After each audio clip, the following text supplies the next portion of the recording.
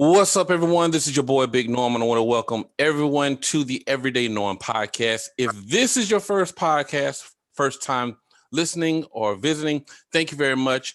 Please go to our Facebook page, the Everyday Norm Facebook page, become a Norm Sayer, join Big Norm Nation.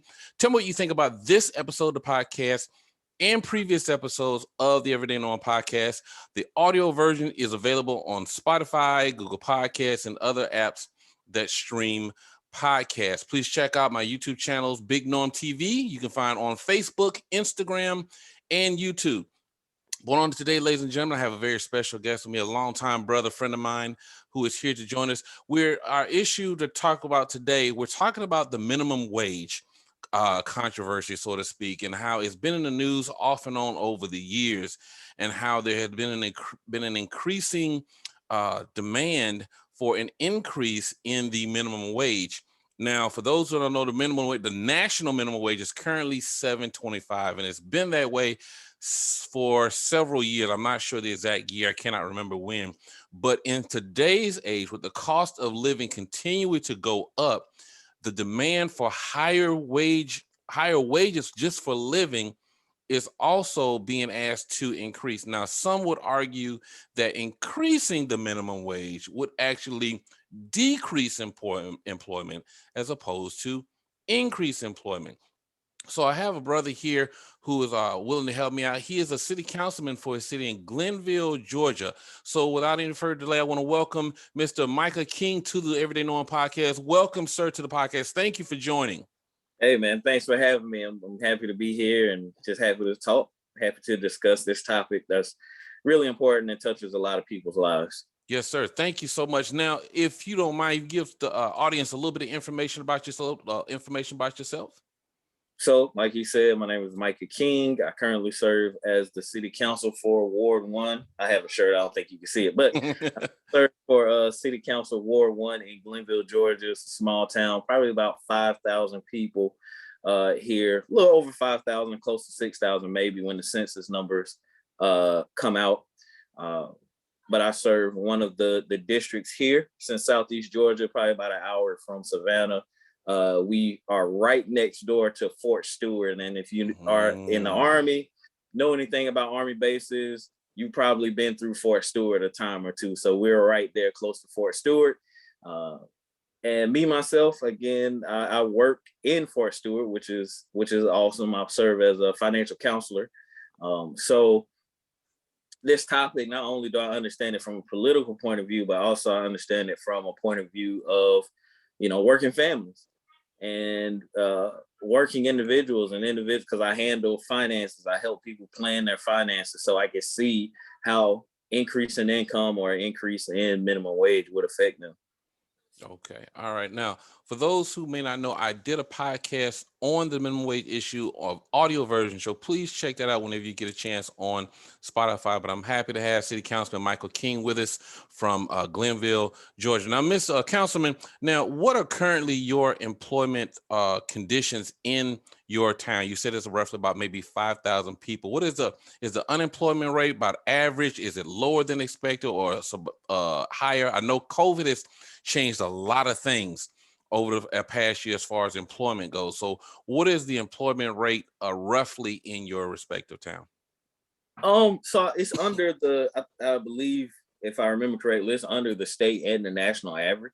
We have we probably have two major employers right here in town. Mm-hmm. One being the Rotary Corporation, which is the largest producer of lawnmower parts and equipment in the world. The other will probably be Mascot Pecan, which is a huge pecan candy company. Mm-hmm. So they're pretty large employers. Then, of course, we have the farms.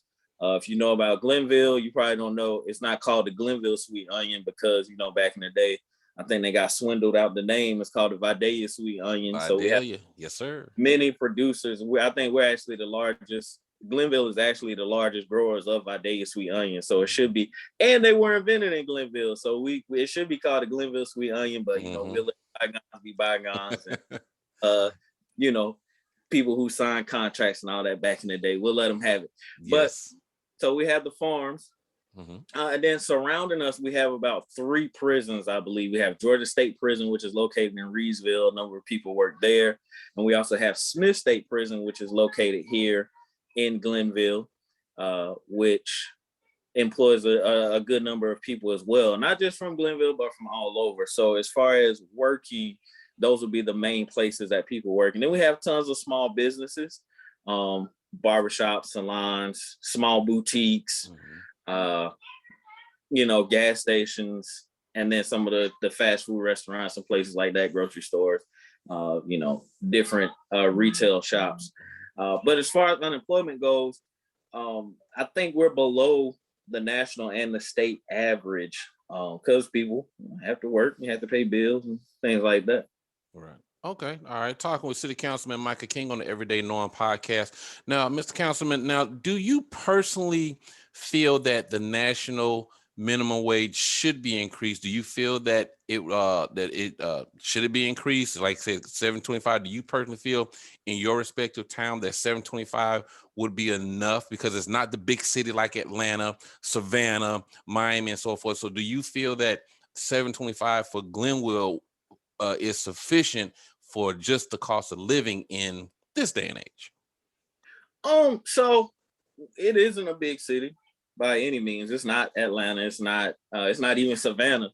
But at the same time, costs have still gone up. So we aren't, just because we're in a small town, and this is for all small towns, just because we're in a small town, it doesn't mean we're in some vacuum that immunes us from what's happening in the rest of the world. So if milk is going to go up in Atlanta, it's going to go up in Glenville too.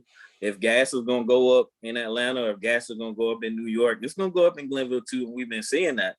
And over time, prices have been increasing, but the minimum wage has not been increasing. So essentially what you have now, personally, to answer the question, yes, I do personally feel like it should be raised, just for the simple fact of, if prices go up, and prices have been going up, prices go up all the time. We know this, called inflation or what have you. So if prices are going to continue to go up, then I feel like wages should match that, or at least get close to matching that, so people can afford things.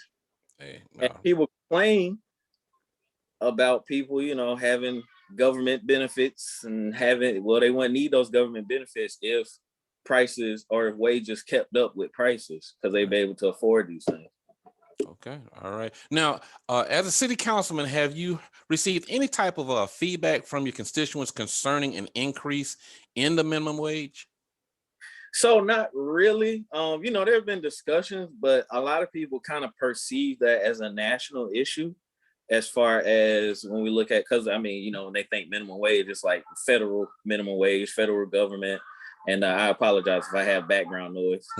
But so the federal minimum wage, people perceive it as a national issue. So they don't really get into it as far as local government, but there have been cities that have actually controlled the minimum wage.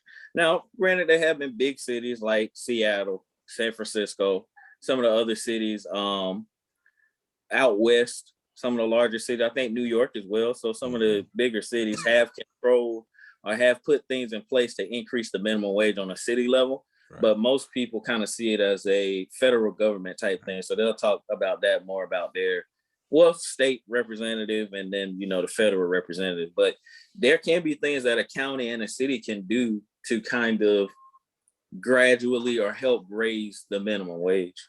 Okay. All right. Talking with City Councilman Micah King on the Everyday Norm podcast. I'm glad you brought that up, Councilman, because I do know, like you said, in the case of New York, I know a couple of years ago, a story came out that the McDonald's franchise in that area raised their minimum wage up to $15 an hour. My employer, Walmart, they're starting, I think, maybe 9 or 10, depending on the position, no lower than $10 an hour. Chick-fil-A has just increased their starting salary to $15 an hour. So we know that it can promote more employment and people to come work, because they feel like if I'm working, then I can at least get something out of, I can have enough, not just enough money to pay bills and just have enough money to be quote unquote broke, but I can have some money. So if I wanted to splurge every now and then, that I could. So you're definitely correct on that. So thank you very much for bringing that point out. Now, do you personally feel as a city councilman that increasing the minimum wage would hurt your town or residents in any way, shape, or form? And if so, in what way? So I think the argument is, since we have a lot of small businesses and kind of those small employers, that it would hurt them because they may not be able to afford to pay their employees that much. Well, anything that you do, if you do it the right way, you can do it by helping and not by hurt. Like this is not a zero sum game. So just because I help a group doesn't mean I'm going to hurt another group. All right. You can do things without where everybody benefits, or where you don't take away. I don't have to take away from one group to feed another one. Right. So what you can do is, put some stipulations on it to where if you have this many employees or you're grossing this much a year, you raise the minimum wage for them, and then you kind of phase it out, similar to how they do taxes or what have you. Right. You just kind of phase it out, and if you don't have that many employees, then it really won't affect you to that extent. Now, and we've already been quote unquote hurt because, like you said, Chick-fil-A raising their minimum wage. Where there's Chick-fil-A's around here, people going to work there from Glenville. Okay, Walmart distribution, people are going to work there. We got Target. So you will have companies who voluntarily raise their minimum wage, and it starts to attract people. So now we don't have people working in Glenville. So now our workforce is decreased for those small businesses because the minimum wage isn't high enough. Or even the large businesses. People have left Rotary and went to Target. People have left Rotary and went to Walmart. People have left and went to an area, even if they have to drive to Statesboro or drive to Hinesville, they're willing to do that because they're going to make $15 an hour. And not only are they going to start at $15 an hour, they're not going to stay there for 10 years. Okay. They're going to make 15, then they're going to get gradual raises, So raising it can help establish a workforce here, and then that attracts businesses. Okay, well, Glenville has a viable workforce that we can work with, so why don't we set up shop in Glenville, a distribution center? These are the kind of numbers they look at. Right. Okay. All right. Talking with City Councilman Micah King on the Everyday Norm podcast, City Councilman in Glenville, Georgia. Now, what do you say to people that feel that increasing national minimum wage in Glenville would actually increase unemployment? And is there any evidence, as a city councilman, have you seen any evidence whatsoever to support that theory? I personally feel I don't agree that it would, but is there any evidence to suggest it would actually decrease employment? No, there's no evidence. Even in the cities, like I said, I'm the type of person, if somebody's has done it before, and I'm going to look at them and how it's affected them. So in the cities we mentioned earlier, where they did raise the minimum wage, and where it didn't affect unemployment. It didn't have an adverse effect on unemployment. So unemployment didn't go up. And in some industries, by them raising the minimum wage, like the hospitality, the service industry, because they raised the minimum wage, it actually brought the unemployment down in those industries, because they were able to pay them more. Right. So people were more apt to work in a hotel, more apt to work in a restaurant, because they didn't have to depend so much on tips, because they could make a certain amount of money without the tips. Okay. All right. Now, has the city of Glenville personally convened to talk about the increase in the wage itself? And if so, what was some of the feedback in the meeting? So no, I think that would be a bit of a progressive issue for Glenville. Just the demographics, I think, haven't been viable, or haven't been how should I say this, conducive to that type of discussion, because here the powers that be, I will say, are the movers and shakers, the owners of the Rotary Corporation and the owners of these different places that I mentioned earlier, Mm-hmm. they wouldn't want that discussion to come on, and they do have a big influence on the things that happen here. Now, I'm not saying that I will want to have that discussion. I would try to have that discussion, but you need more progressive thinkers and more people who are willing to plan and more people who are willing to try to figure it out as opposed to saying no before they say yes. All right, a couple more questions here. We're on the Everyday Knowing podcast with City Councilman of Glenville, Georgia, Micah King. Now, in your opinion, Councilman, why do you think the minimum wage has not increased? And I'm looking at it here, it hasn't been an increase in the national minimum wage since 1994. So 04, 14, we're looking at close to 30 years without an increase in the minimum wage, because before 720 or 725, I think it might have been 575 or 550, something like that. So why do you personally think there hasn't been an increase in the minimum wage in so long? A lot of it, of course, has to do with politics, basically. People get in and they focus mainly on politics and the bottom line. And we know the people who fund the politicians probably aren't in favor or wouldn't agree with minimum wage being raised. Simply put, the bottom line, if they could pay somebody less to do the job and they can make more money, then that's just how it's going to be until we as a society, or until the people who are in power, to the people in government say, nah, that's not how we're going to do it. We're going to make it fair for everybody. And we're going to make it fair across the board. Until that happens, until they're willing to stand up to the big corporations, then I don't think anything is going to change. And that's part of the reason why. And there are numbers to support. I won't go to all of it, but there are numbers to support why it would have helped and how it would have kind of changed some of the course of history, if you will, even to this point. So I think a lot of it has to deal with the politicians and the people who fund the politicians wanting to leave it at a certain amount. Okay. All right. Final question, City Councilman. If you had a choice, if you could raise the national minimum wage, what would be your dollar amount? Oh, what would be my dollar amount? Yes, sir. That's a good one. So people are, the number that everybody's looking at is $15, but $15 an hour is basically $30,000 a year, somewhere in there. If I did the math right, I think it is right at $30,000 a year, which even $30,000 a year is like, unless you live in an area like Glenville, I mean, $30,000 a year is barely, if it is even the living wage, is barely cutting it. Mm-hmm. So I think in Glenville, the living wage might, or Tatnall County rather, the living wage might be like $11.35 an hour.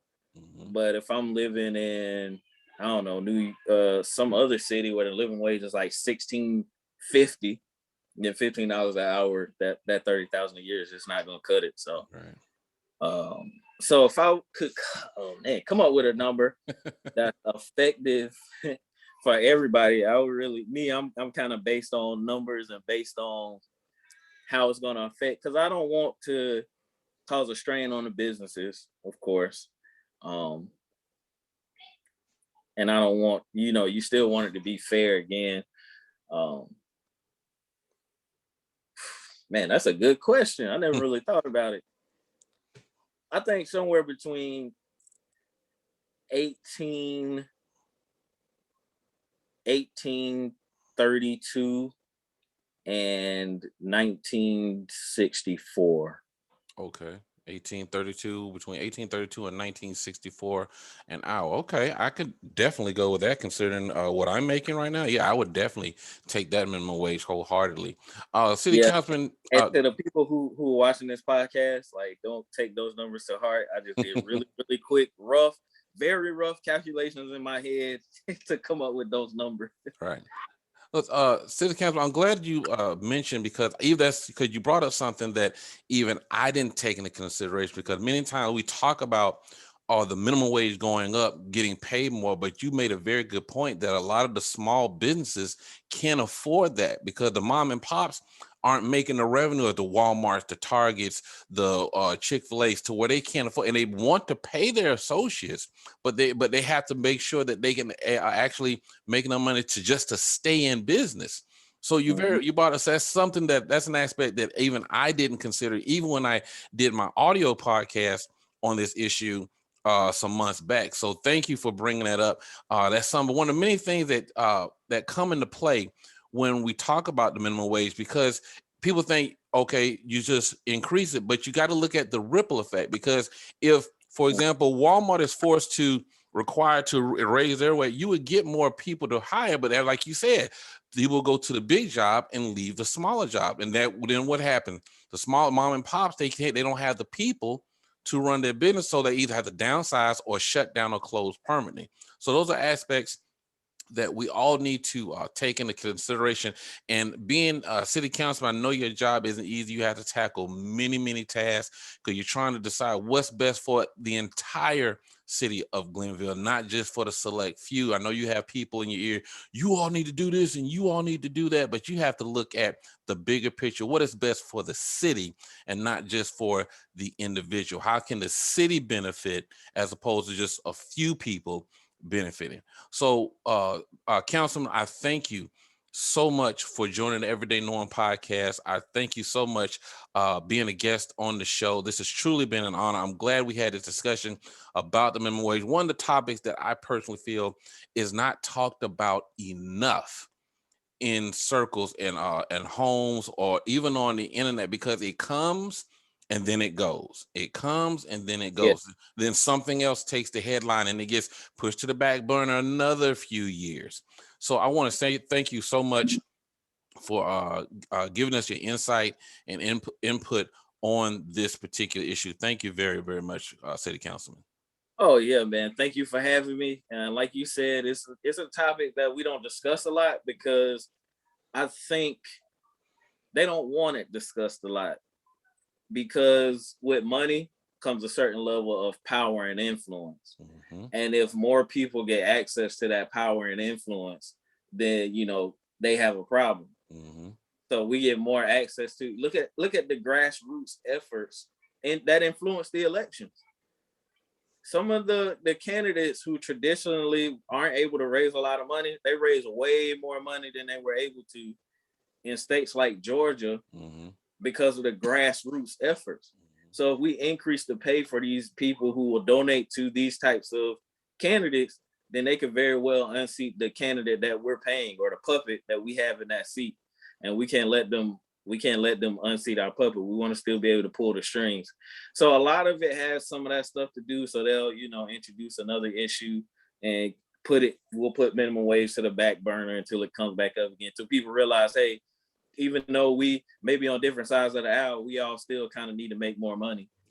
No matter if you're red, blue, purple, independent, Republican, Democrat, we all can make more money. Money green. It ain't red or blue. That's right. That's right. So, we all know what they say about money talks, and you know the rest. Right. So yeah, so they, they don't want that issue discussed, because that money comes with power and that power comes with influence, and it could mean, people who traditionally haven't had the power and the influence can get access to it, and they don't want that to happen. So thank you for even facilitating the discussion. Oh, definitely. I appreciate you coming on. Like I said, my intent for the podcast is to empower, uplift, educate, and inform the individual. And after that, they do what they will with the information, but they cannot say they did not receive it. So thank you once again, City Councilman Micah King, Ward 1, Glenville, Georgia. If you're passing through, check it out. This brother of mine, our family's known each other for over 30 years. I love this brother like he's one of my own brothers, and he's a man of God. So I know that I can trust this man in politics. I know I can trust this man because he's going to let God lead him. And that's something that we need desperately in this world, and particularly in the world of politics. So please check them out. If you're visiting, sometimes, you may pass through going to wherever, Fort Stewart, just think of this podcast. Oh, Big Norm said Glenville, this and that. And you remember now, the home of the Vidalia onion. And they're the best onion in the world. The best onion. Oh, I love the saute Vide onions, just the smell of sauteed onions. Oh my But God. Kenya, I was looking for one. I was at my parents' house and I was like, man, I need an onion because we had the grill smoke, and I was like, man, I wrap it up and put some butter and pepper on it and just throw it on the grill and let it get Mm-hmm. caramelized and soft. And man, they Mm-hmm. didn't have one. I was disappointed. All right. Well, hopefully next time, man. But we keep those onions in stock because they're just so good and so delicious. So once again, thank you, City Councilman. Thank you everyone who supports the Everyday Norm podcast. Please check the audio version of the podcast on Spotify, Google Podcasts, any app that stream podcast. Please go to our Facebook page, the Everyday Norm Facebook page. Become a Norm Sayer. Join Big Norm Nation. Drop a line in the comment section. Tell me what you think about this episode. And if you have an idea for a future episode, comment, suggestion, hit me up personally at bignorm507@gmail.com. That's bignorm507@gmail.com. But ladies and gentlemen, this has been the Everyday Norm podcast. I'm your host, Big Norm. I love you all, the love of Jesus, and I will leave you with these words. Let's look upward and not downward. Let's go forward and not backwards. Always lend a helping hand. In Jesus' name, amen. God bless you. City Councilman, thank you so much. Enjoy the rest of your weekend. You have a wonderful day. And you all, I will see you in the next video. Yes, sir.